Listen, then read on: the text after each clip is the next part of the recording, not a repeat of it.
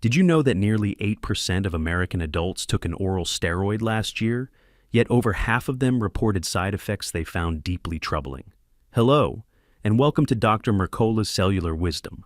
I'm Ethan Foster, and today we're uncovering why those pills are prescribed so casually, what they're really doing inside your cells, and how you can choose safer, smarter options. I'm Alara Skye, and in this conversation you'll hear why corticosteroids, whether swallowed, inhaled, injected, or rubbed on your skin, hold a double-edged sword. They can quiet an autoimmune flare or save your life in a crisis, yet the same chemistry may set you up for diabetes, fractures, vision loss, or weakened immunity. Let's start by understanding the hormone your own body makes: cortisol. When you feel stressed, your brain fires a signal that ends in the adrenal glands on top of your kidneys. Those glands release cortisol, the molecule designed to keep you alive during emergencies. Why does that natural response become dangerous when the hormone, or a synthetic cousin, is chronically high? Your hypothalamic pituitary adrenal axis, or HPA axis, was built for short bursts of cortisol, not constant floods. Cortisol first rallies your immune defenses, then flips and suppresses them so you don't attack your own tissues. It spikes your blood sugar so you can sprint away from danger, breaks down protein for quick fuel, constricts blood vessels to keep pressure up, and sharpens memory, briefly. But stretch that surge into weeks or months and you invite immune exhaustion, insulin resistance, bone loss, hypertension, and brain fog.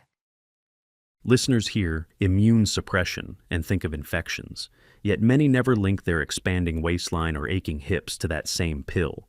How exactly does synthetic prednisone magnify the natural damage you just described?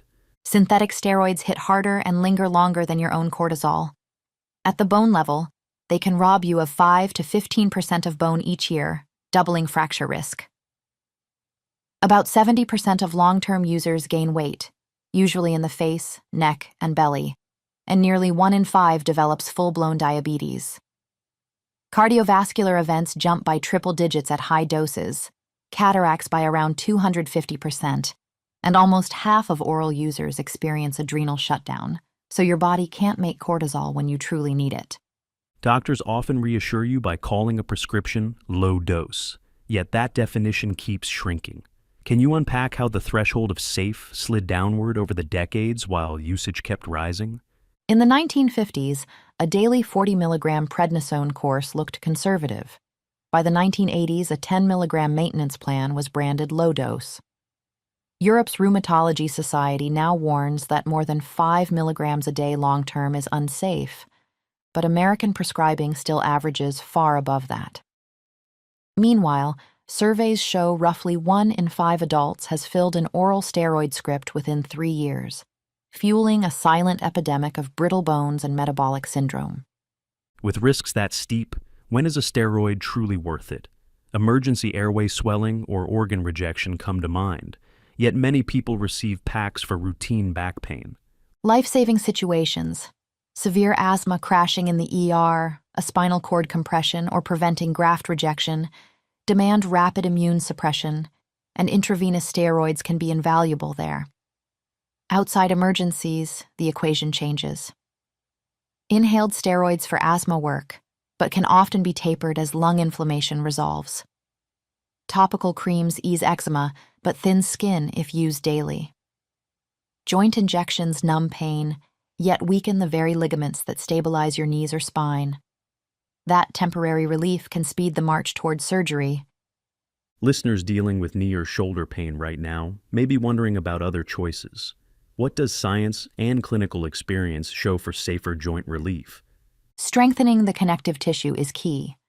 Techniques such as prolotherapy, platelet-rich plasma, and targeted exercises rebuild ligament strength rather than dissolving it.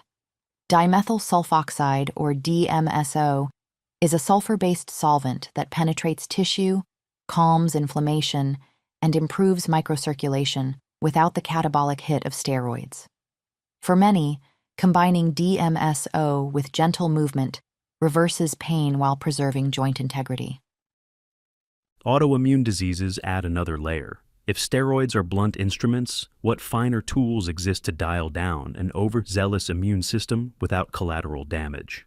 Modern rheumatology has moved toward selective immunomodulators, methotrexate at microdoses, biologics that target specific cytokines, and low-dose naltrexone that nudges immune balance. On the natural side, consistent sunlight, anti-inflammatory nutrition, omega-3 fats, adequate sleep, and stress-reducing practices like breathwork or mindful movement downregulate those same inflammatory signals. Many patients discover that lifestyle upgrades allow either lower drug doses or complete discontinuation under medical guidance. Stepping back, chronic stress, ultra-processed food, and sleepless nights all push your HPA axis to keep pumping cortisol. Could you paint the big picture link between everyday habits and the surge in steroid prescriptions? Absolutely. When your daily rhythm lacks restorative sleep, whole food nutrients, movement, and meaningful connection, your brain perceives a 24/7 crisis. Cortisol stays elevated, insulin climbs, and inflammation smolders. Over time, that biology manifests as asthma, psoriasis, rheumatoid arthritis, or unexplained back pain, conditions for which steroids seem convenient. By reclaiming circadian rhythm, nourishing with colorful plants and clean proteins, practicing regular exercise, and cultivating calm, you often quiet the very fires steroids attempt to smother. We've covered a lot: how cortisol works, why long-term steroids wreak havoc, and which natural or targeted therapies can replace them. It all boils down to informed choice and daily habits you control. Here's your challenge. Identify one situation where you rely on quick fix relief. Maybe a steroid inhaler, a cream, or even relentless caffeine, and swap it for a restorative action today. That could be 5 minutes of diaphragmatic breathing, replacing a processed snack with fresh fruit and nuts, or walking after dinner. Try it now and notice how your body responds. Thank you for joining us. We'll see you next time on Dr. Mercola's Cellular Wisdom. Thanks for watching. Subscribe now and click the notification bell so you never miss an update. See you in the next video.